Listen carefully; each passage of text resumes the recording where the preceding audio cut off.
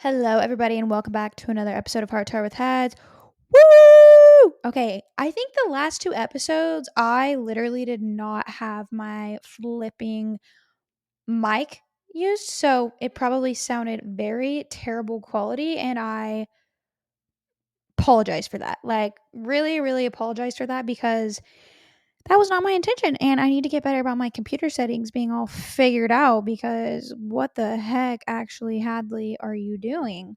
Anyways, today's episode, we're talking about your freaking gut, and I'm just going to go all in on kind of the basic on covering every single thing that I know about the gut so that you can be equipped, and also just plugging that I'm having a gut masterclass on August 27th at 6 p.m. free. It's Zoom link. I'm going to be diving deep on the gut, how stress plays a role in your gut, how your gut is affecting your ability to properly excrete and produce hormones, and to be continued. So, and also how your gut plays a role in your inability or ability to properly lose weight. Your gut is definitely a big proponent of your metabolism. Your gut can definitely throw off your thyroid if there's dysbiosis going on inside of your gut. So I'm going to be going really, really in depth on all of those things. You're probably like, Hadley, that's so stupid.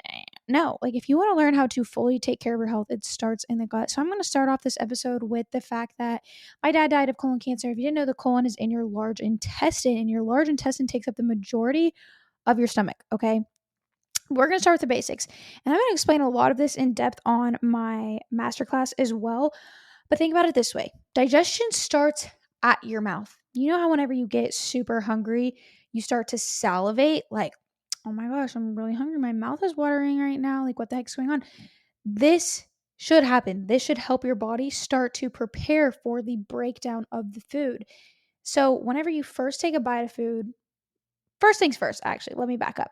Whenever you're about to eat a meal, how many of you are either stressed, on the go, crazy? Like, no. The first thing that you need to do is make sure that you're in an environment where you're pretty chill. Now, there is some occasions where I have to eat on the go, and it hasn't happened a lot recently, but it does happen every now and then. So, making sure that you're in a stress-free environment. Maybe that's you're going out to eat to lunch with somebody, or if you're in your office, closing your computer, whatever it is, so that you're fully present in what you're doing so that you can properly break down and absorb the food, right? So we want to make sure that we're chewing. We're chewing our food to a pulp. Whenever you eat fast, you do not get enough chewing in. And so that's why I always say make sure that you're eating, like if eating one meal should take you anywhere from 20 to 30 minutes, especially if it's a meal that's high in protein, vegetables, you're getting a lot of carbs, whatever it is, you need to be properly chewing your food. So think 20 to 30 times for one chew. I think that's right. Yeah, 20 to 30 times for one chew. And it also should take you 20 to 30 minutes. So just remember that number. Next thing, if your food is not properly being broken down, obviously going down your esophagus, and you're not eating slow, that can cause you to have the acid reflux, the indigestion that you're dealing with, and also indigestion, acid reflux can come from the type of food that you're eating as well. So think foods like sometimes foods like tomatoes can do that. Foods that are a little bit high like in acid. So tomatoes, ketchup, I always get it. Sometimes with salsa, I get it. And so just kind of limiting how much you are of those things, or if those things cause you some issues, limiting it obviously, but if not, don't worry about it. Bananas can also cause it as well. But the big thing is just making sure that you're eating slow, right? Then it travels down the esophagus and then it goes down. And food first has to pass through your liver before it goes into any of the other organs. And so if your liver is backed up, if your liver is not properly detoxifying, that when it gets to those other organs inside of your digestive tract, it's going to not do what it needs to do. So if liver function is not good, which there's some things you can do to help support your liver function, but if your liver is backed up, and this can be with things like toxins, heavy metals, nasty food, if you're someone that regularly drinks alcohol, like your liver is not going to probably be able to detoxify properly. If you're someone that takes a lot of medications, it's probably already backed up. Birth control can do this. Any sort of prescription medications automatically going to make your liver a little bit more burdened. And so this is why holistic Hadley, wait, that's actually cute. Holistic Hadley is like, okay, let's see how we can minimize our liver being burdened as much as possible. So I don't drink alcohol for one. I don't take any medications. I only take a handful of supplements, and I take a binder, which is just going to help with overall liver detox and help bind to the toxins and metals so that they can properly get out of your system, right? So, gonna give you a couple supplements there. I like NAC, dandelion root or leaf, whatever. Ox bile is good. These things help support. You can also put castor oil in your belly button at night. I think this really does help. And just eating foods that are good quality, obviously, making sure you're getting in enough fiber. Fiber is not only good for your gut, obviously, but your liver as well. So your gut to me consists of your intestines and the I lost my train of thought for a second. And the liver, I don't necessarily consider gut, but I guess it could be. Liver is like the number one important thing to address first before going into your gut. And so this is why I have all my clients do a liver detox when they first come on. We use some medical foods. We literally give them like 60 grams of fiber, and they're not shitting a lot. I'm not saying that they're going poop all the time.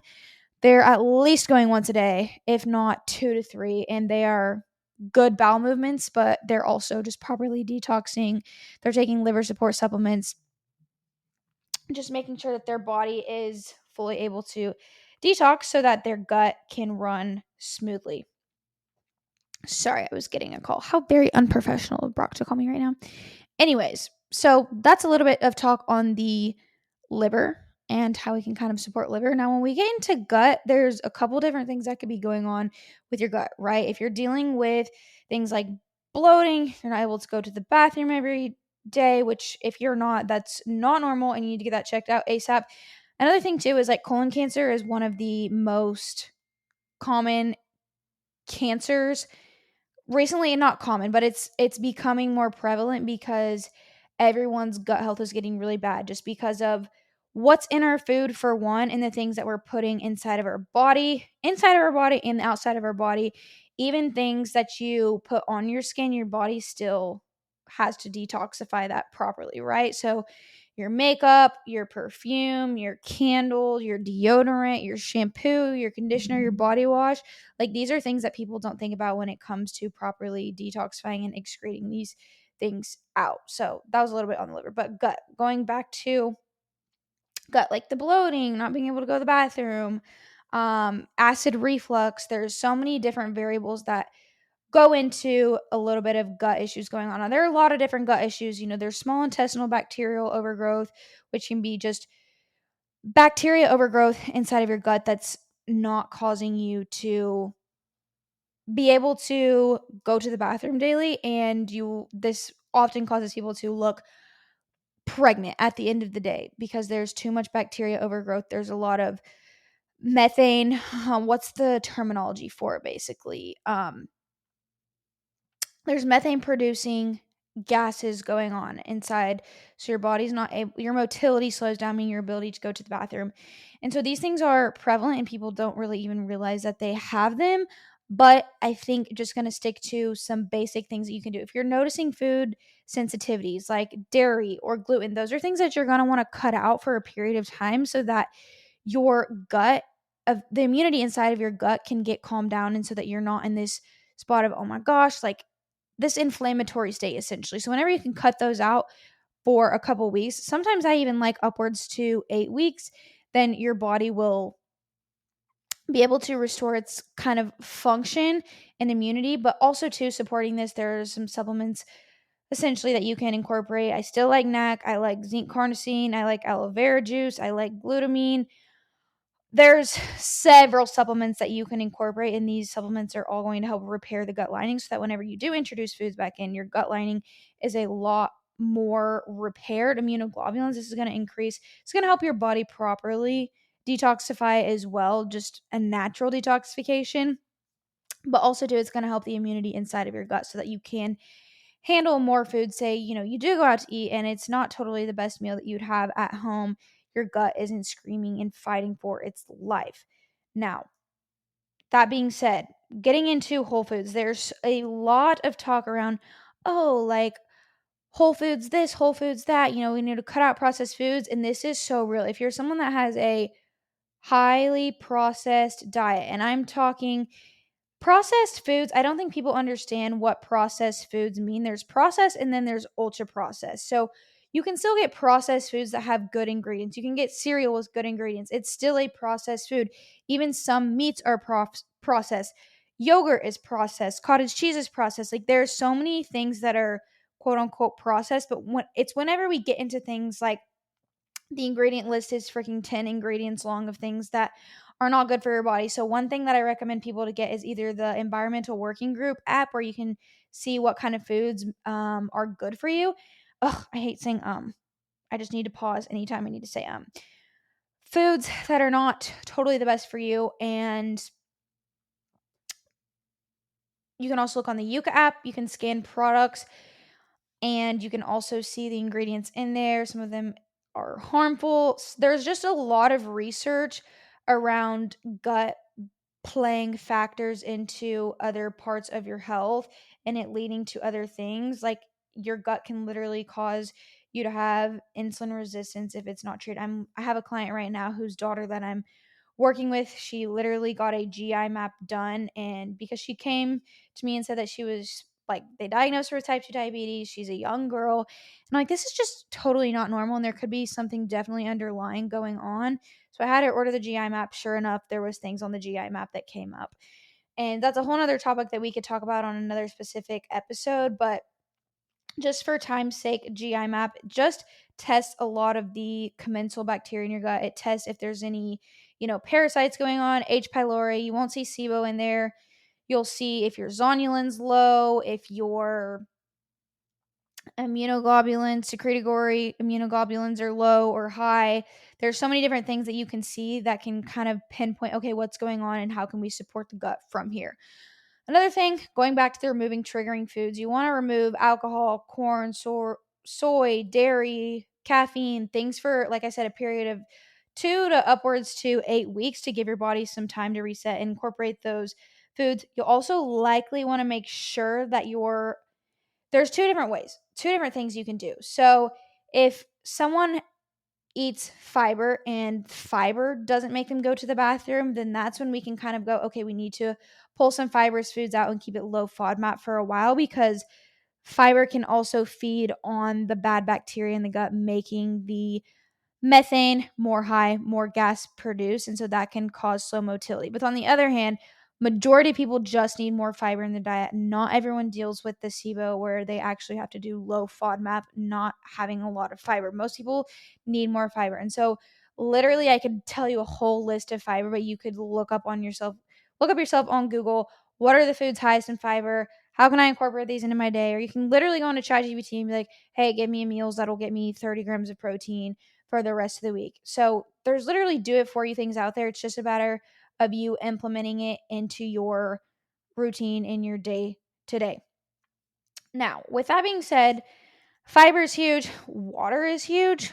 I say 100 ounces of water per day for everyone, no matter what, 100 ounces plus. Obviously, getting in enough water helps support the motility. Walking, movement. If you're someone that's a chronic sitter, you're sedentary, you don't get up, you get less than 5,000 steps a day, then we need to make sure that we're increasing that. I say 7,000 minimum for every single person just to ensure when you're walking and moving, you're standing upright, your bowels have a chance to get moving. Another thing you can do, you can use a squatty potty, put your feet up, and it puts your body in more of a position to, I don't know how to explain it, but basically your digestive system is kind of like pulled up a little bit or like downward so that it can just come out, unless without your feet having to be like on the ground, you have more to work with, if that makes sense. I don't quite know how to explain it, but hopefully you kind of get what I'm saying. Fiber, water, um, even movement too, aside from walking, going to the gym, making sure that you're sweating. This one's huge for properly detoxifying. There's literally so many things related to gut, and I could go on and on about this, but I really wanted to do this to kind of help promote the masterclass that I'm doing so that you can really get hands-on on like, okay, what foods are causing issues? How can I structure my meals throughout the day to make sure that I'm getting enough food? what does the liver detox look like? Because the liver detox is what I do in phase one of my program, where inflammation is lost throughout the body. Most clients lose upwards to 5 to 8 pounds just in a 2 week time frame, just because they're decreasing so much inflammation from foods, environmental toxins, all sorts of things. And I love it for everyone. And it gets your body into a state of calm, chill, rest, and digest. During that time, we don't do any training in the gym. We just focus on things like yoga, breath work, meditation, walking, especially outside, making sure that they are not distracted, that it's fully just in presence with nature. That brings me to my next point. If you're someone that's overdoing it with your workout, whether that be you're running too much, you're doing too much hit, you're training too aggressively inside of the gym, me, I've done that in the past, then your body is not able to fully get into that rest and digest state. And I know you've probably heard rest and digest before, but this is huge. If your body cannot like calm down, then you're not going to be able to have the regular digestion. You're going to be dealing with the constipation or the diarrhea, or and there are several different things that can cause constipation and diarrhea, having multiple stools throughout the day, kind of like a dumping effect. There's so many things, you're not absorbing fats or different foods properly, but this all goes back to making sure that your gut is properly functioning. And another thing too, along with the properly functioning gut, is if you notice that you're dealing with a lot of the symptoms, the bloating all the time, the constipation despite doing everything, then you can go into a process called 5R. And so 5R, let me explain to you um kind of what that looks like so that you can kind of understand, what what you may need to do. So the first thing is removing things. Phase 1, remove. So stressors, any gut irritants, like I said, pulling things out. You need to replace, making sure that your stomach acid is in a good spot. Stress also decreases stomach acid, and we need enough stomach acid for your body to properly digest and absorb foods. We want to replace, nutrients from foods, biles. Um, hold on one second. And sorry, I lost my train of thought. So 1, remove stressors and gut irritants. 2, replace. And replace 2, if we need to kill off anything inside of your gut, then that's where we do that too. Sorry, I'm trying to pull up uh my thing so that I can better explain it in depth for you guys. Okay.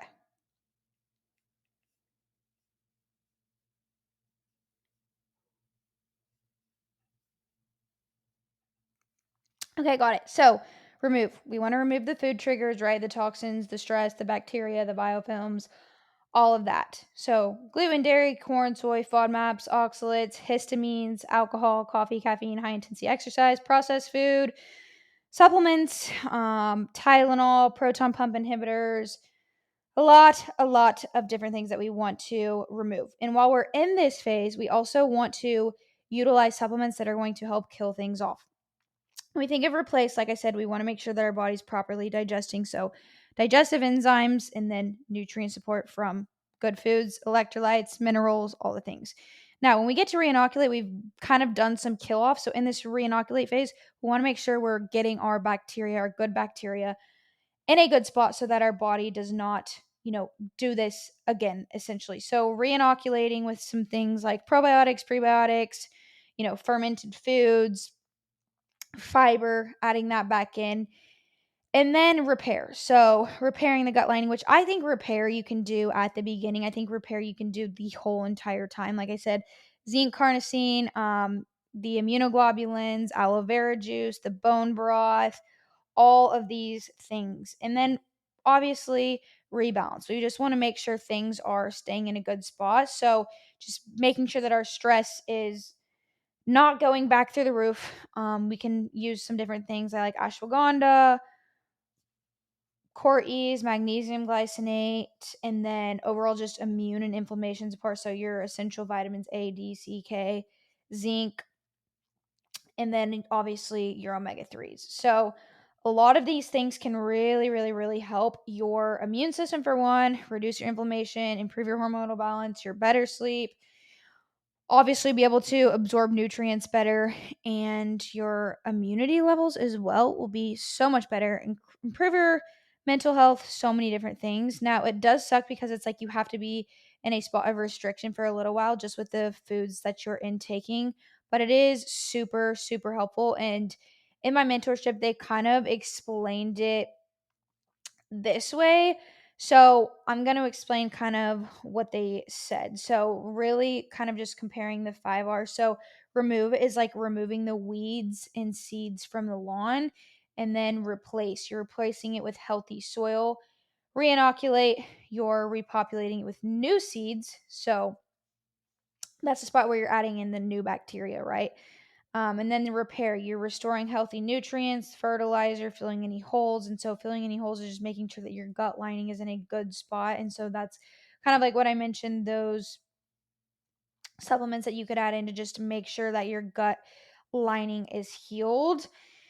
And then the rebalance, just maintaining the healthy environment, the sun, the water, the food, etc., to just support the lawn or support your gut. And so that's whenever we have to make sure that our immune system is staying healthy by incorporating the maintenance supplements and eating the right amount of foods, the right amount of fiber, plus the managing stress. So that's kind of it on the 5R protocol. But I didn't really mention a lot of the gut issues that I mainly see. I usually see people having like too many bowel movements a day or the constipation, and usually just by changing the type of food sources, limiting our stress, and really prioritizing just overall whole foods, nutrient dense, like just a whole lifestyle change is when you really start to see a change. Now, if you're someone that's dealing with more complex issues and that requires further testing, like I said, the GI map is good for that. But overall, it really just comes down to kind of what symptoms you're facing. And I like testing, especially if you've dealt with like really in-depth problems with gut and you haven't done anything else to kind, or if you've done things to try and fix it, then that's where the testing comes into place. But if you've literally tried everything, then that's where testing comes in. And if there's other things kind of going on, like, oh, your blood sugar's high, you're not able to lose weight, your hormones are off. But one thing I will say is you always have to address the gut first before going into hormones. Gut is going to majorly impact the way that your hormones are affecting you. If you're having symptoms like if you're thinking that you have PCOS or your progesterone's low, your estrogen's low, or your periods suck really bad, or you don't have a period at all, you always want to look at your gut and adrenals. And adrenals is cortisol. So that's that in a nutshell. I hope you guys kind of got some good ideas from this and kind of just get you excited for what's to come in the masterclass that's coming up in 2 weeks. But if you guys have any questions, let me know. I hope you guys enjoyed this episode. Try to give you a brief breakdown of kind of all the things that I know. And if you're going to want to learn more in depth about how this can affect your hormones, what foods to eat, what foods to stay away from, all the things. I will be going in more depth on this on my masterclass, and I hope you guys tune in. In the meantime, we will see you on the next episode. Bye, guys.